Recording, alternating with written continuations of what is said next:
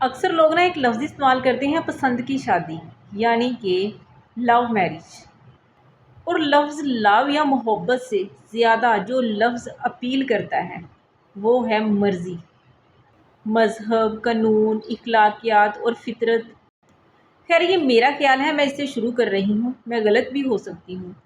میرا یہ خیال ہے کہ یہ جو چار زاویے ہیں، یعنی کہ مذہب، اخلاقیات، فطرت، قانون، یہ جو چاروں زاویے ہیں، عاقل اور بالغ جو آدمی ہے اس کے پاس ان سب میں یہ اختیار ہے کہ وہ اپنی چوائس کرے، مگر اس میں ریزسٹنس ہے۔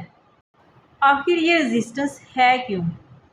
اس میں تمام چیزیں جو میں نے گنوائی ہیں، اس میں نیچر ہے، اسٹیٹ کے قوانین ہے، دین ہے، کولیکٹیو وزڈم جو دنیا میں مانا جاتا ہے، وہ سپورٹ کرتا ہے کہ آپ اپنے انتخاب سے شادی کریں۔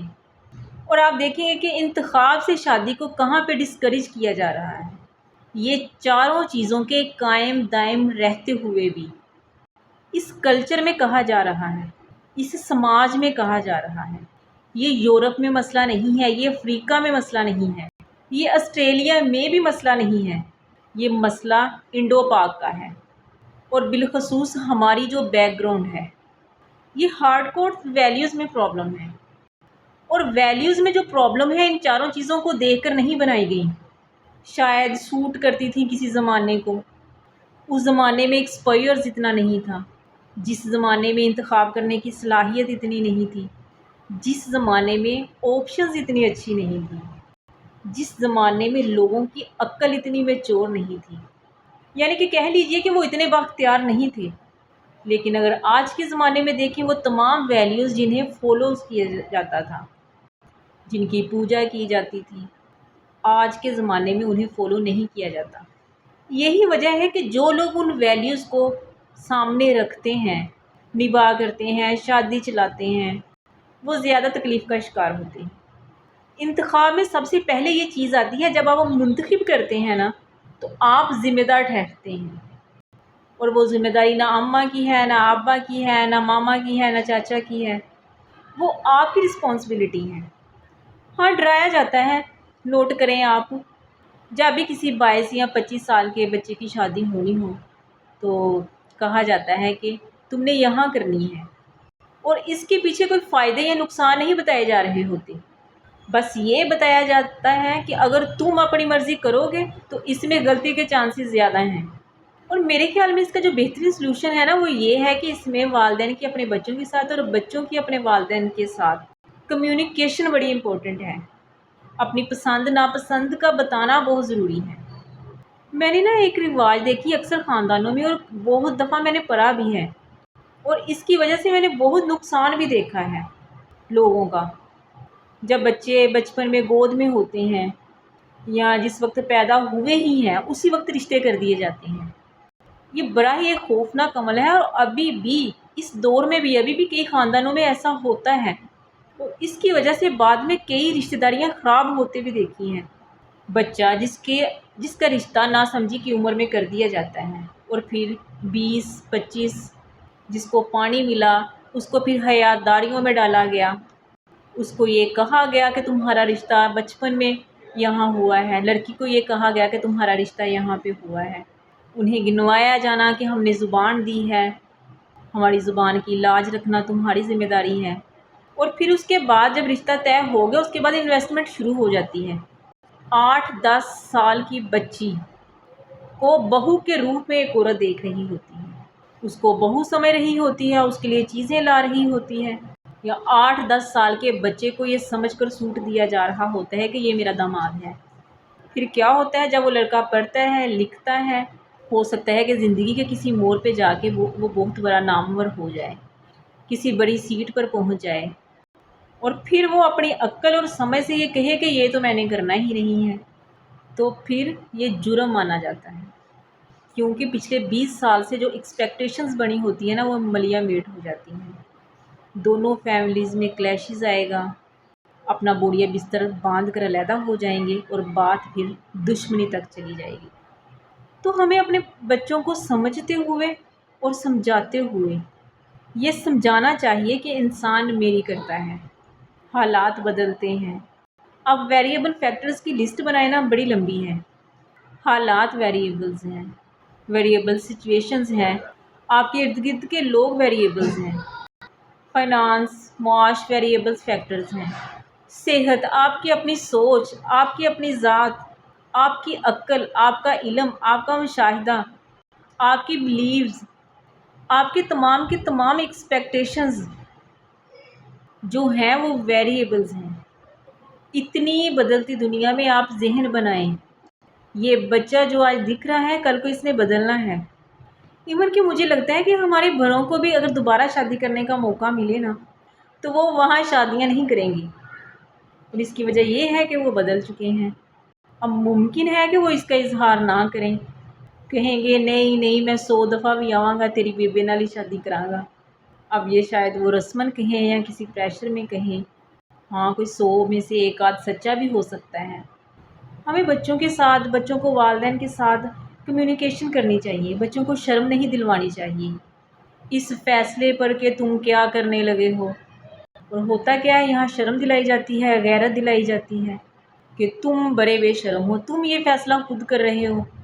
بھائی اس کی زندگی ہے، اس نے گزارنی ہے، اس کی بیوی، اس کے بچے۔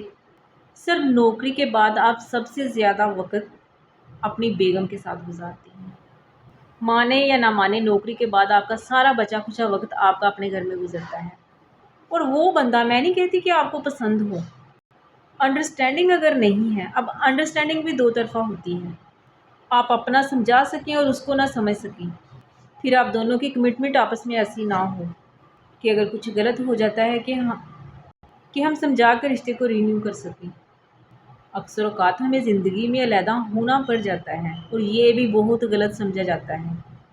اگر کبھی ایسی سچویشن بن گئی کہ ہمیں پتہ لگے کہ ہم ایک ساتھ رہ کر بیمار ہو جائیں گے، ہم نے بڑی کوشش کی ہے لیکن ہمیں علیحدہ ہونا پڑ گیا ہے، تو ہم ایک ہیپی اینڈنگ کر سکیں، اس کا رواج یہاں پر سر نہیں ہے۔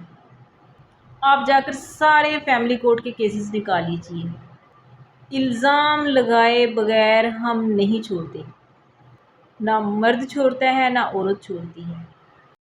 آپ نے شاید لاکھوں میں ایک طلاق ایسی دیکھی ہو جس میں مل کر دونوں نے ڈیسائیڈ کیا یا چوائس کیا کہ ہمیں علیحدہ ہونا ہے۔ یعنی جب تک ہم کسی کو گندا نہیں کر دیتے، برا نہیں کہہ دیتے، الزام تراشی نہیں کر دیتے اور اسے کسی قابل نہیں چھوڑتے، تب تک ہم اسے اپنے سے علیحدہ نہیں ہونے دیتے۔ تو کہیں نہ کہیں ویلیوز کی اصلاح ہونے کا عمل ابھی تک ادھورا پڑا ہے۔ اور اسی طرح طلاق کی بھی بڑی وجوہات ہیں۔ لاہور میں پچھلے سال 7,770 طلاقیں ڈائیورسز رپورٹ ہوئیں، ریکارڈڈ ان ہائی کورٹ۔ اور جب فیکٹر دیکھیں، ٹاپ فیکٹرز جو تھے ان میں نمبر 1 پہ جو تھا، ان میں بھاگنے والی بچیوں کی طلاقیں زیادہ ہوئی تھیں۔ جذباتی تیزی کے ساتھ فیصلہ کریں، لڑکا اور لڑکی 98% طلاق ہیں۔ اور جو نمبر 2 ٹاپ فیکٹر ہیں، ان میں جو شادیاں جلدی سے ہوتی ہیں، ماں باپ کی طرف سے کوئی رشتہ مل گیا ہے، دونوں ایک دوسرے کی اچھائیاں دیکھتے ہیں، برائیاں اگنور کرتے ہیں اور بغیر جاننے کہ کیا تفصیل ہے شادی کرا دیتے ہیں۔ اور اکثر ہم سن رہے ہوتے ہیں کہ شادی کے 15 دن بعد ہی کہہ رہے ہوتے ہیں سر پتہ لگا ہے بڑی ہی گھٹیا فیملی ہے، میں کیا کروں۔ صرف اچھائیاں دے کے شادی ہوئی ہوتی ہے اور کچھ دنوں میں پتہ چلتا ہے کہ یہ برائیاں ہیں۔ کڑی سوندی برا ہے، منڈے دی ماں منڈے دا وسا نہیں کھاندی۔ اب یہ پہلے نہیں پتہ تھا، اب کوئی بلڈ ٹیسٹ ہوتا تو پتہ چلتا، جس میں لکھا ہوتا کہ ماں وسا نہیں کھاندی چغتائی کی رپورٹ میں۔ یاد رکھیے گا نا، اس رشتے میں سب سے بڑی جو خوبصورتی ہے نا، وہ مرد اور عورت کی کمٹمنٹ ہے۔ اور اب یہ کمٹمنٹ لو یا ارینج کوئی بھی ہو سکتی ہے۔ اب تو ارینج میں بھی لو کا ایلیمنٹ 6-7 ماہ میں واٹس ایپ کی مہربانی سے آ جاتا ہے۔ تو یہ جو فیس ہے نا، اس میں یہ سمجھنا چاہیے کہ یہ جو ہاتھ پکڑے ہیں نا، ہاتھ یہ چھوٹنے نہیں چاہیے۔ اس میں بہت ساری طوفان آئیں گے، بہت ساری آندیاں آئیں گی، تو ساری وہ خوبیاں پیدا کر لینی چاہیے جس سے ایک گھرانہ بنتا ہے۔ خیر، تھرڈ جو فیکٹر پتہ چلا وہ یہ تھا اسٹیٹس سے امپریس ہونا۔ جاپان سن ساری زندگی اج کل آئے ہوئے نے 3 مہینے بیاہ کر کے جانا واپس۔ اب کیا ہوتا ہے، لڑکی کو جاپان بھیجنے کے چکر میں جاپانی پھل بنا دیتے ہیں۔ نیکسٹ فیکٹر جو تھا وہ یہ تھا اس فیملی کے رویوں کو ہم نے جانچا ہی نہیں، وہ جانچا مٹیریلسٹک چیزوں سے۔ اتنا بڑا پردہ ہے نا لالچ کا۔ ہمارے معاشرے میں کسی کو متاثر کرنے کے لیے ایک سونے کی انگوٹھی کافی ہے، گولڈ جی چین پوایا ہے مانو منگنی تھی۔ سر اس معاشرے میں میئرمنٹ سکیل جو ہے پھٹا، وہ مٹیریلسٹک ہے۔ یاد رکھیں اس سے رشتے میں برکت نہیں آتی۔ اور جو نیکسٹ فیکٹر تھا وہ یہ تھا معاشرے میں بڑھتی ہوئی ذہنی بیماریاں، مینٹل ہیلتھ، جو کہ جانے بغیر کسی لڑکی کی یا لڑکے کی ہم رشتہ کر دیتے ہیں۔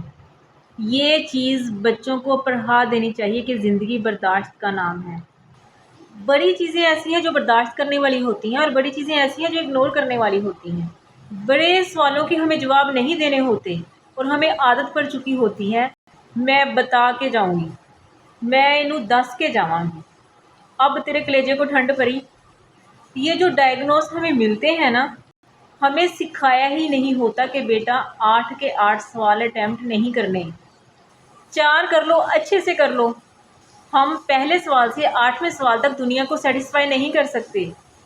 خدا کے لیے دنیا میں زندگی میں اچھا اتنا زیادہ ہے، اتنا کچھ ہے، اگر آپ اس کو گننا دیکھنا شروع ہو جاؤ نا تو آپ کی زندگی بحال ہو جائے۔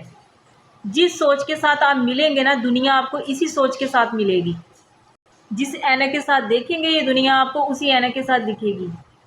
ہوپ آپ کو آج کی ویڈیو اچھی لگی ہوگی۔ اگر آپ کو آج کی ویڈیو اچھی لگی ہے تو اپنا فیڈ بیک لازمی دیجیے گا۔ اپنا بہت سارا خیال رکھیے گا، دعا میں یاد رکھیے گا۔ اللہ حافظ۔